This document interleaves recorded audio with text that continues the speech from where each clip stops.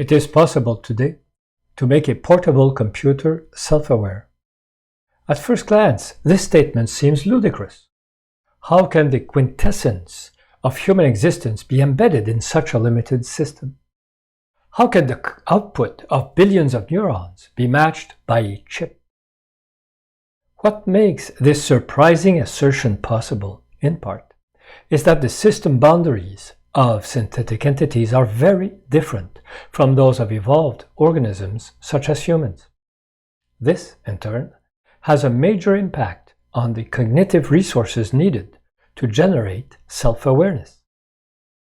What are system boundaries? A system is defined by internal components that interact with an external environment. What components are internal and which belong to the environment defines the boundary of that system. Some systems are autonomous, others are integrated. A Martian rover is autonomous because it must function in a primitive environment. In other words, it must not only perform its intended tasks, but must also carry out all the support activities it needs to maintain itself in existence in its environment. Integrated systems, on the other hand, are embedded in a processed environment that provides these support activities.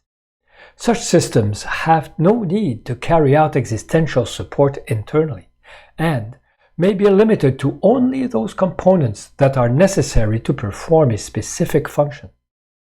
As a result, the system boundaries of integrated systems can be much smaller.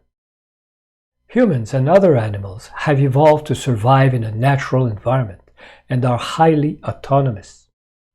The cognitive activities that generate human self-awareness are only a small portion of the internal processing necessary for a human to function.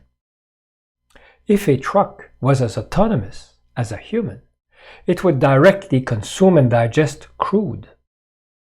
Furthermore, humans cannot acquire information directly.